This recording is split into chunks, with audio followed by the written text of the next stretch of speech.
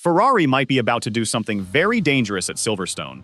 Not by adding more parts to the car, but by taking parts off.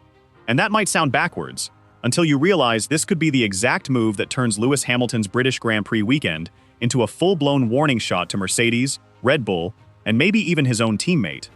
Because if Ferrari have finally found a way to make the SF26 faster on the straights without destroying its cornering strength, then Silverstone may not just be another race. It may be the weekend Ferrari stop looking hopeful and start looking threatening. So, before we get into it, if you think Lewis Hamilton can use Silverstone to drag Ferrari back into the title fight, subscribe to the channel right now and comment what you think Ferrari need most. More speed, better strategy, or just a weekend without Ferrari doing Ferrari things. Because this one could get messy. Ferrari are coming into the British Grand Prix with a new lower downforce package, and on paper, that sounds simple. New rear wing, new diffuser, less drag, more straight-line speed. But that is not the real story. The real story is that Ferrari may be preparing to remove one of the parts they have been studying carefully at the back of the car, the flicktail module. And that tells us something very interesting. Ferrari are not just bringing an upgrade. They are trying to unlock a different version of the SF26. A leaner version, a faster version, a version designed for circuits where drag punishment is brutal and efficiency matters just as much as downforce. And Silverstone is the perfect place to find out whether that gamble works.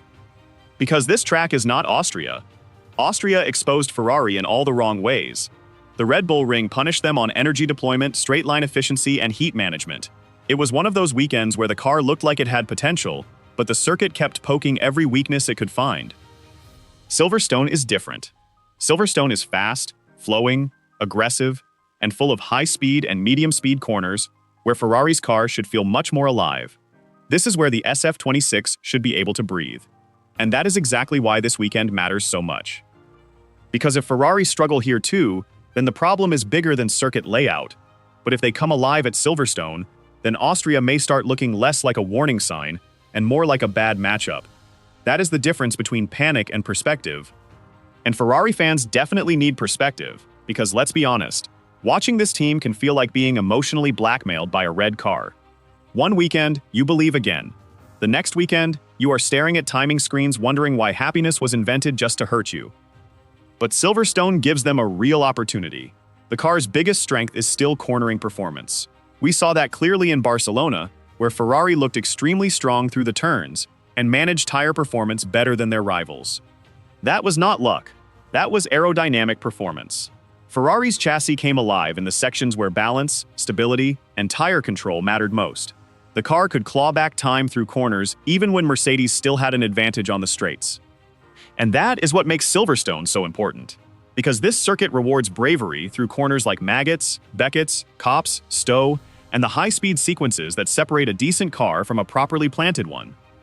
If Ferrari's car is genuinely strong in that speed range, then Hamilton and Charles Leclerc should have something to work with. But here is where things get complicated. Silverstone also punishes drag. You cannot just load the car with downforce and hope corner speed solves everything. The straights are long enough, and the lap is fast enough, that too much drag becomes a tax you pay over and over again.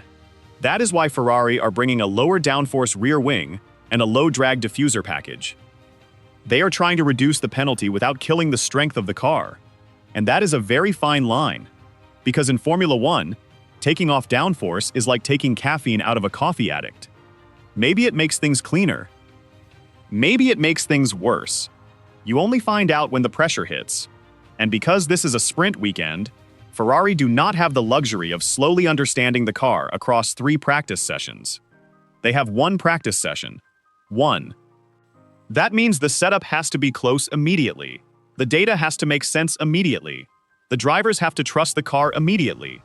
There is no long, comfortable weekend of experimenting, making adjustments, and slowly discovering that you went the wrong way 3 hours too late.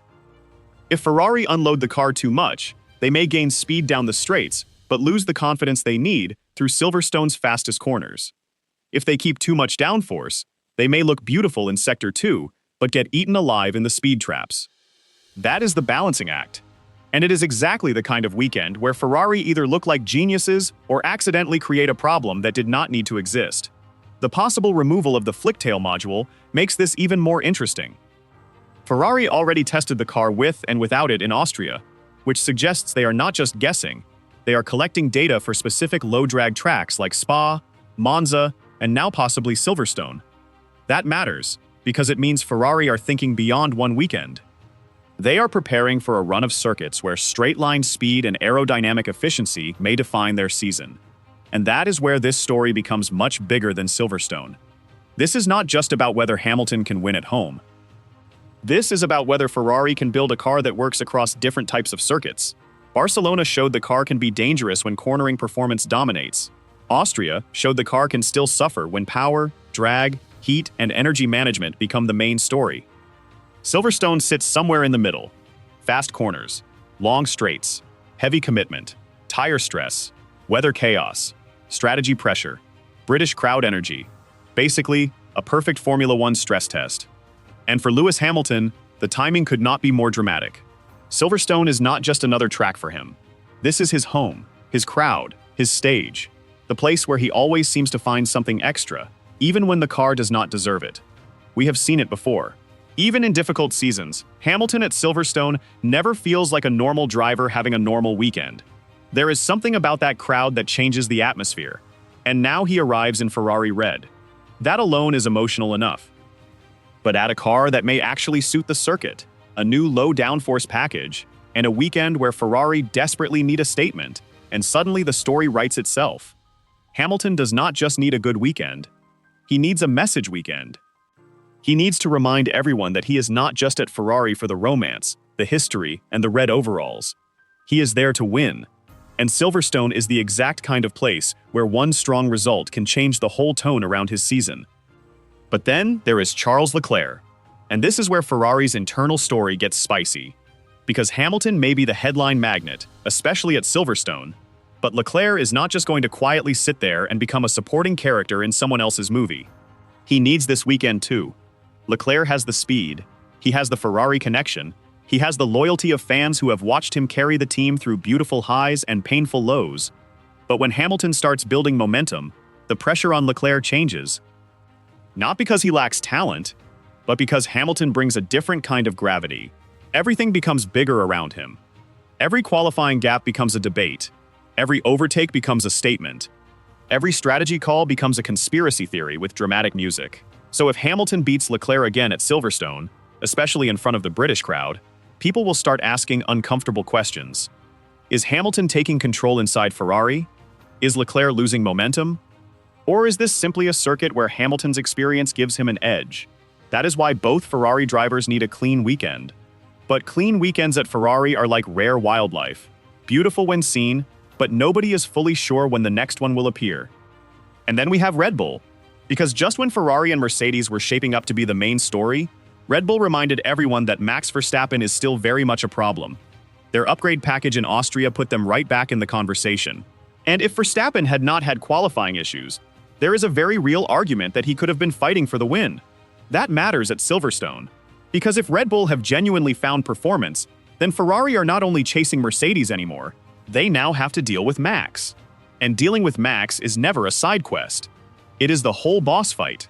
So Silverstone may give us something we have been waiting for all season. 3 teams, multiple drivers, and no obvious favorite. Mercedes still have the pace. Ferrari may have the cornering strength and a new low-drag package.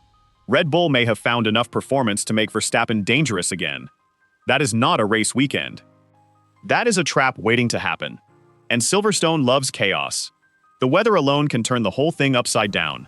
Even if Europe is going through a heat wave, Silverstone is still Silverstone. It can look dry, innocent, and friendly one minute, then suddenly the clouds arrive like they were sent by the FIA to create drama. If it stays hot, tire management becomes a major issue. If rain comes, we may get the first proper wet weather shakeup of the season. And if conditions keep changing, then this becomes less about the fastest car and more about the team that reads the race fastest, which, again, puts Ferrari under the microscope. Because pace is not enough. They need execution. They need sharp calls. They need clean pit stops. They need not to look at a changing sky, 5 timing screens, 2 strategy options, and somehow choose the third worst idea. That is the real fear. Ferrari may bring the perfect package, and still lose the weekend through hesitation. But if they get it right, this could be massive. A strong Silverstone result would prove that Ferrari's Barcelona performance was not just a one-track wonder. It would show the SF26 can work on high-speed circuits. It would give Hamilton a major emotional boost at home. It would give Leclerc a chance to reassert himself. And it would tell Mercedes and Red Bull that Ferrari are not just occasionally dangerous. They are becoming consistently annoying. And in a championship fight, consistently annoying is how you become a threat. That is why the lower downforce package matters so much. It is not glamorous like a massive engine upgrade. It is not as easy to sell as 30 more horsepower. But it may be just as important. Because if Ferrari can reduce drag while keeping the car stable through the fast stuff, they suddenly have a much more flexible machine. And flexibility is what wins seasons. You cannot only be fast at Barcelona-style tracks. You cannot only be fast when tire wear is perfect. You cannot only be fast when the temperature behaves, the battery deployment works, and the strategy wall has had a good breakfast.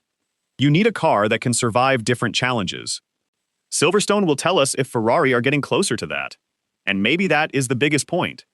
This weekend is not only about winning, it is about proof. Proof that Austria was not the true level. Proof that the SF26 has more range. Proof that Hamilton can still turn Silverstone into his personal theater. Proof that Leclerc can fight back when the spotlight gets loud. Proof that Ferrari can develop without confusing themselves. Because if the car works here, the rest of the paddock will notice. Spa will look more interesting. Monza will look more dangerous. The second half of the season will start feeling less predictable. And suddenly Mercedes will not be looking at Ferrari like a team that got lucky in Barcelona. They will be looking at them like a team that is quietly fixing weaknesses one by one. That is how a title threat forms. Not in one dramatic explosion, but in small signs. A better rear wing, a cleaner diffuser, less drag, stronger corner speed, a driver who believes, a team that starts arriving at circuits with answers instead of excuses. And that is why Silverstone could be such a turning point, because if Ferrari get this package wrong, the weekend could become another round of what could have been. But if they get it right, Lewis Hamilton at Silverstone, in a Ferrari with a car that finally suits the circuit. That is not just a race story. That is a warning. So what do you think? Is Ferrari's low downforce package the missing piece? Or are they risking the very cornering strength that made the car dangerous in the first place? Can Hamilton use the British crowd to deliver one of those classic Silverstone performances? Can Leclerc stop the momentum from shifting too far toward his teammate? And are Mercedes and Red Bull about to find out that Ferrari's bad Austria weekend was not the real Ferrari at all? Drop your prediction in the comments, because Silverstone may tell us whether Ferrari are truly back, or whether they have simply found a new, more aerodynamic way to break their fans' hearts.